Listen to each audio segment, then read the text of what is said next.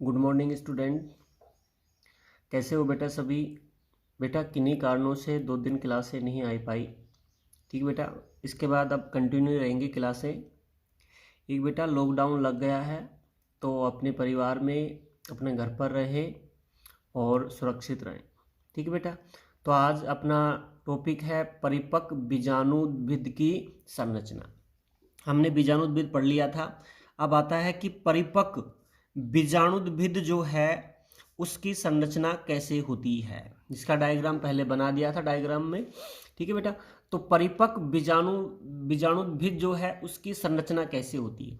देख बेटा, परिपक्व बीजाणुद्भिद जो होता है ये थैलस जो है उसकी अपाक्ष सतह पर, थैलस की अपाक्ष सतह जो है उस पर ये स्थित होता है और ये एक बेलनाकार, अपाक्ष सतह पर एक बेलनाकार संरचना के रूप में पाया जाता है। ये जैसे ये नीचे उस थैलस है और उस थैलस की सतह पर ये एक बेलनाकार संरचना के रूप में पाया जाता है और थैलस की सतह पर ये सींग के रूप में दिखाई देता है, सींग के रूप में दिखाई देता है।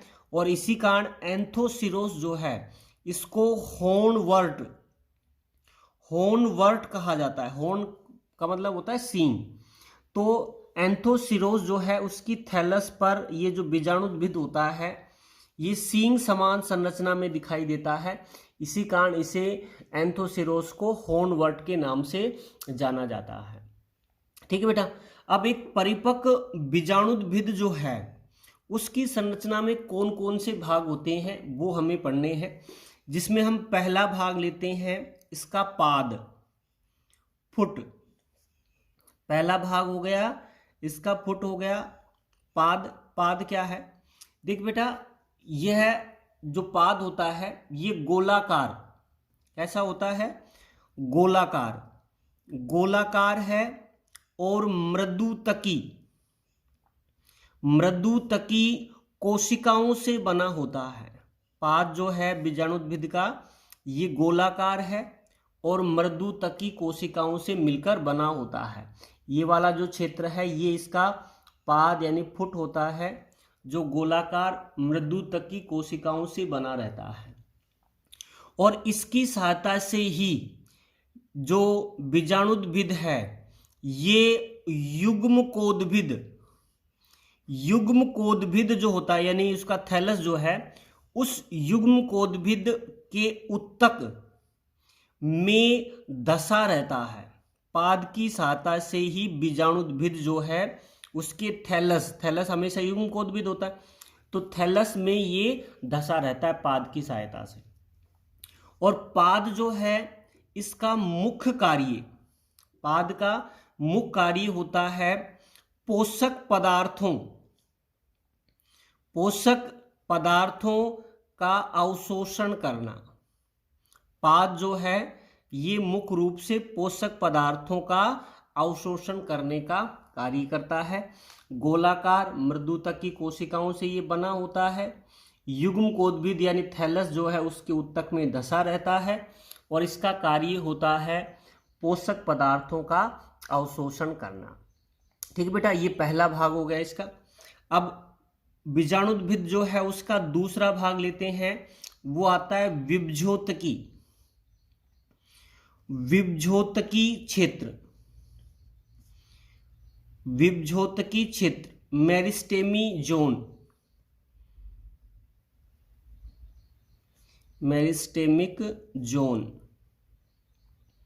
मेरिस्टेमिक जोन या विभ्योतकी क्षेत्र। देखिए बेटा, विभ्योतकी क्षेत्र क्या होता है? पाद के ऊपर वाला जो क्षेत्र होता है इसमें मेरिस्टेमी कोशिकाएं पाई जाती हैं। पाद के ऊपर वाला जो क्षेत्र होता है जिसमें मेरिस्टेमी यानी विभ्योतकी कोशिकाएं पाई जाती हैं, और इन कोशिकाएं में, विभ्योतकी क्षेत्र की जो कोशिकाएं हैं, इन कोशिकाओं में विभाजन से ही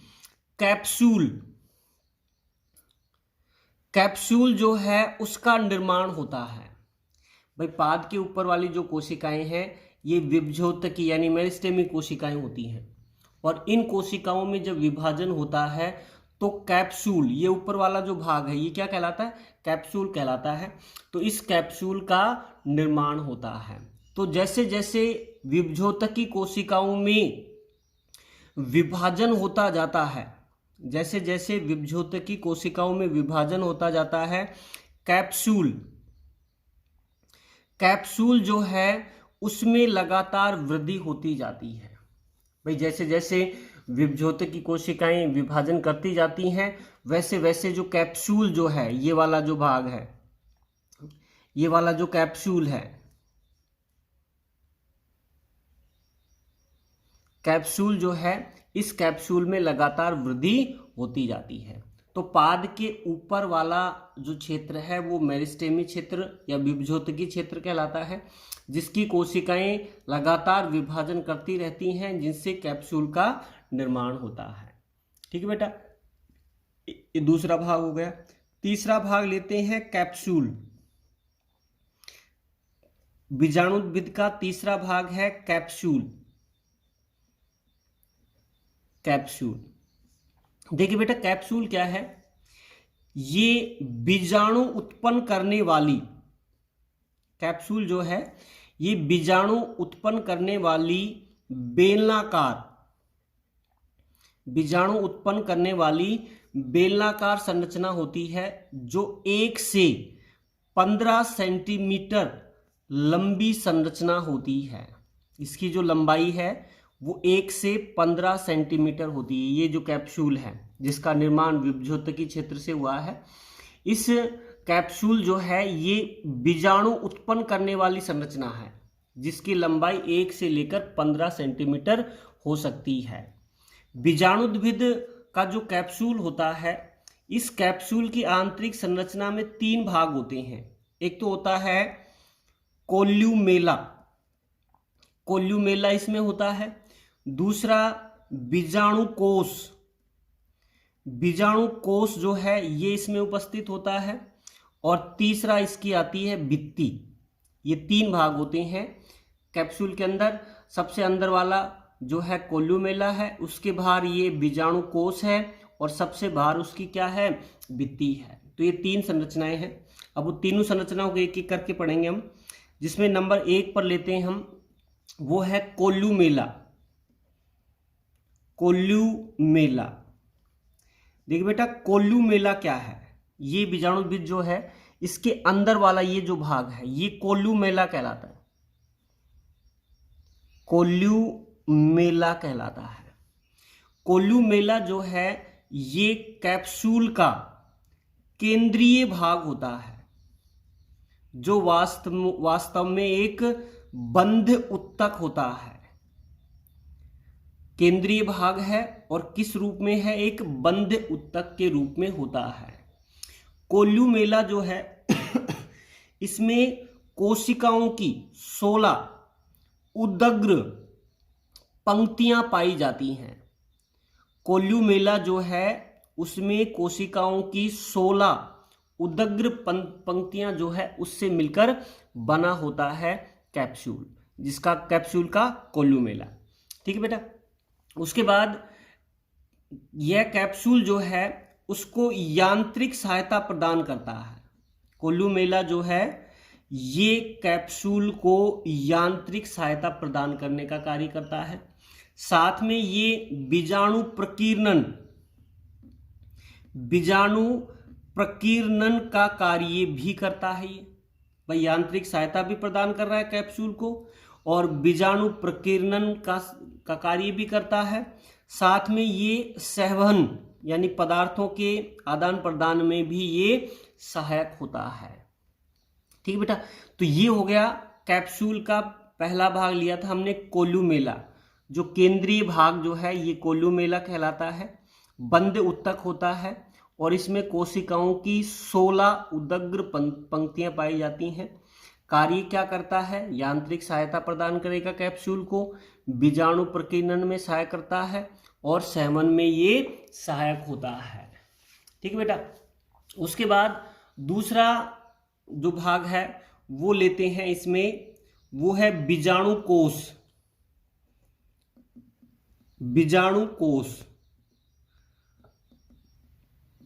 स्पोर सैक, स्पोर सैक या बीजाणु कोश। देखिए बेटा, बीजाणु कोश क्या है कि जो कैप्सूल होता है उसके अंदर जो कोल्यूमेला है उसके बाहर की ओर, कोल्यूमेला जो है, ये जो कोल्यूमेला है उसके बाहर की ओर जो कोशिकाएं हैं, ये दो प्रकार की कोशिकाएं होती हैं। एक तो होती हैं बीजाणु मात्र कोशिकाएं, इसमें पाई जाती हैं, और एक होती हैं इलेटर मात्र कोशिकाएं। बीजाणु मात्र कोशिकाएं और इलेटर मात्र कोशिकाएं, ये पहले भी पढ़ा दिया गया था आपको। तो बीजाणु जो मात्र कोशिकाएं हैं ये तो किसका निर्माण करती हैं, बीजाणु जो है उसका निर्माण करती हैं। बीजाणु मात्र कोशिका किसका निर्माण करते हैं, बीजाणु का। और इलेटर मात्र जो कोशिकाएं हैं ये आभासी इलेटर का निर्माण करती हैं। तो बीजाणु कोश क्या है, कोल्यूमेला के बाहर की ओर, ये जो नीले रंग की दिखाई है ये बीजाणु कोश है, जिसमें दो प्रकार की कोशिकाएं हैं। बीजाणु मात्र कोशिकाएं जो बीजाणु बनाएंगी, और इलेटर मात्र कोशिकाएं जो आभासी इलेटर का निर्माण करती हैं। ठीक है बेटा। बीजाणु, इसमें जो बनने वाले बीजाणु हैं, ये जो बीजाणु बनते हैं ये बीजाणु भूरे या काले रंग के होते हैं। ये बीजाणु कैसे होते हैं, भूरे और काले रंग के ये बीजाणु इसके अंदर बनते हैं। ठीक है। साथ में ये बीजाणु चतुष्फलकीय अवस्था में पाए जाते हैं। और जो इलेटर, आभासी इलेटर होते हैं, ये आभासी इलेटर शाखित भी होते हैं और ये अशाखित भी होती हैं। इलेटर जो है ये शाखित भी हो सकते हैं और अशाखित भी हो सकते हैं। ठीक बेटा, ये है बीजाणु कोश। तो कैप्सूल के हमने दो भाग पढ़ लिए, एक तो कोल्यूमेला और दूसरा बीजाणु कोश, जिसमें बीजाणु मात्र कोशिकाएं बीजाणु बनाती हैं और इलेटर मात्र कोशिकाएं आभासी इलेटर बनाती हैं। बीजाणु जो होंगे ये भूरे काले रंग के चतुष्फल की अवस्था में होते हैं। इलेटर जो आभासी इलेटर हैं ये शाखित हैं या अशाखित हो सकते हैं। ठीक है बेटा। अब तीसरा जो भाग है वो भाग पढ़ते हैं, वो है इसकी कैप्सूल की भित्ति। तीसरा जो भाग है कैप्सूल भित्ति। कैप्सूल भित्ति, देखिए कैप्सूल भित्ति क्या है। कैप्सूल की जो भित्ति है वो 4 से 6 परतों की बनी होती है। यानी जो सबसे बाह्य परत है कैप्सूल की, ये सबसे बाह्य परत जो है, जैसे यहाँ पे आप देखिए ये कैप्सूल वाल है और ये कैप्सूल वाल जो है ये 4 से 6 परत जो है उनसे निर्मित होती है। ठीक है। और इसकी जो सबसे बाह्य परत होती है, सबसे बाह्य परत जो है वो एपिडर्मिस कहलाती है। सबसे बाह्य परत, कैप्सूल की भित्ति की सबसे बाह्य परत क्या कहलाती है, एपिडर्मिस। और इस एपिडर्मिस पर क्यूटीन का निक्षेपण होता है। क्यूटीन का निक्षेपण होता है। भाई कैप्सूल की भित्ति 4 से 6 परतों की बनी है। सबसे बाह्य परत जो है वो क्या कहलाएगी, एपिडर्मिस कहलाएगी। एपिडर्मिस पर किसका निक्षेपण होता है, क्यूटीन का निक्षेपण होता है। एपिडर्मिस जो होती है, एपिडर्मिस जो है इस पर रंध्र उपस्थित होती हैं। एपिडर्मिस पर क्या पाए जाते हैं, रंध्र पाए जाते हैं। और प्रत्येक रंध्र जो होता है, प्रत्येक रंध्र ये दो द्वार कोशिकाओं या गार्ड सेल के द्वारा घिरा रहता है। जैसे रंध्र की संरचना पढ़ी होगी आपने कि प्रत्येक रंध्र जो होता है ये 2 द्वार कोशिकाओं या गार्ड सेल से घिरा रहता है। ठीक है बात। उसके बाद कैप्सूल की जो भित्ति है, ये भित्ति टूटने पर, कैप्सूल की भित्ति जब टूट जाती है तो उसे कैप्सूल का स्फुटन कहा जाता है। कैप्सूल की भित्ति जब फट जाती है तो उसे क्या कहा जाता है? कैप्सूल का स्फुटन कहा जाता है। तो ये इसकी 3 जो परतें थी वो हमने पढ़ी। एक तो सबसे पहला जो हमने पढ़ा था इसमें कि कैप्सूल में कौन कौन सी संरचना है। एक तो कोल्यूमेला है, दूसरा बीजाणु कोष, और तीसरा इसमें हमने पढ़ा कैप्सूल की भित्ति जो 4 से 6 परतों की बनी होती है। बाह्य परत एपिडर्मिस कहलाती है जिस पर क्यूटीन का निक्षेपण होता है। एपिडर्मिस में रंध्र उपस्थित होते हैं और ये रंध्र 2 द्वार कोशिकाओं से घिरे रहते हैं, और भित्ति जब फट जाती है कैप्सूल की तो उसे कैप्सूल का स्फुटन कहा जाता है। ठीक है बेटा। अब अगला जो टॉपिक है अपना वही है कैप्सूल का स्फुटन। कैप्सूल का स्फुटन, कैप्सूल का स्फुटन, कि कैप्सूल कैसे स्फुटित होता है। देख बेटा, कैप्सूल जो होता है, कैप्सूल में जो बीजाणु होते हैं, स्पोर्स जो होते हैं, ये तालाभिसारी क्रम में परिपक्व होते हैं। यानी एक साथ परिपक्व नहीं होते हैं, क्रम से परिपक्व होते हैं, तालाभिसारी क्रम में परिपक्व होते हैं। अतः इनका स्फुटन शीर्ष से, जैसे इसका जो स्फुटन होगा वो शीर्ष से कहाँ होगा? आधार की ओर होगा। जैसे ये कैप्सूल है अपना, ठीक है बेटा, इस कैप्सूल का जो स्फुटन है वो शीर्ष से कहाँ होगा? आधार की ओर होगा। शीर्ष से आधार की ओर इसका स्फुटन होता है, क्योंकि कैप्सूल के अंदर जो स्पोर हैं, बीजाणु हैं, उनका परिपक्वन तालाभिसारी क्रम में होता है, जिसके कारण जो इसका स्फुटन है वो हमेशा ऊपर से नीचे की ओर या शीर्ष से आधार की ओर होता है। ठीक है बेटा। इसमें क्या होता है कि कैप्सूल के स्फुटन में उसका शुष्क शीर्ष भाग जो होता है, शुष्क शीर्ष भाग जो होता है, इसमें एक अनुदैर्ध्य खांच उत्पन्न होती है। यहां पर एक क्या उत्पन्न होगी? एक अनुदैर्ध्य खांच उत्पन्न होती है। ये खांच जो है धीरे धीरे आधार की ओर बढ़ती जाती है। ये खांच जो है ये धीरे धीरे कहां बढ़ती जाएगी? आधार जो होता है उसकी ओर बढ़ती जाती है, जिससे कैप्सूल जो होता है उसकी भित्ति, कैप्सूल की जो भित्ति है ये 2 से 4 कपाटों में विभक्त हो जाती है। कैप्सूल की जो भित्ति है वो 2 से 4 कपाट जो है उनमें विभक्त हो जाती है। एक दरार बन जाती है शीर्ष पर, वो दरार बनेगी, वो धीरे धीरे आधार की ओर बढ़ती जाएगी और उसकी भित्ति 2 से 4 कपाटों में विभक्त हो जाती है।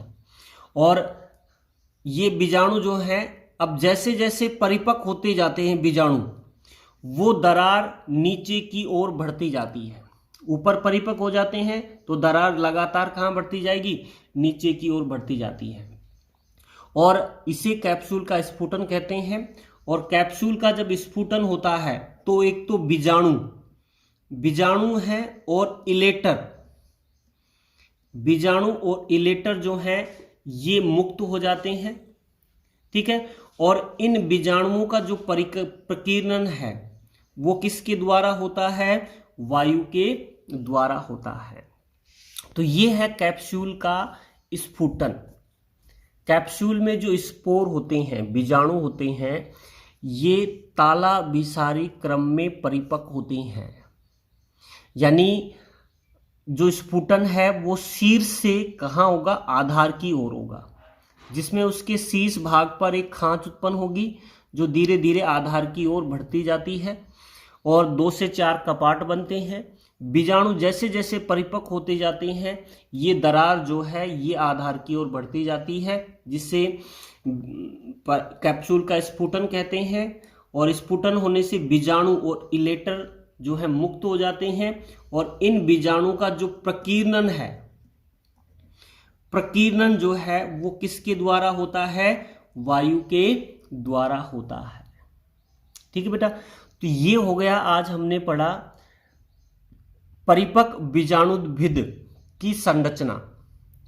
ठीक है, और परिपक्व बीजाणुद्भिद की संरचना में हमने कौन कौन सी संरचना पढ़ी थी? सबसे पहले पाद पढ़ा था, फिर विभज्योतकी क्षेत्र, फिर कैप्सूल।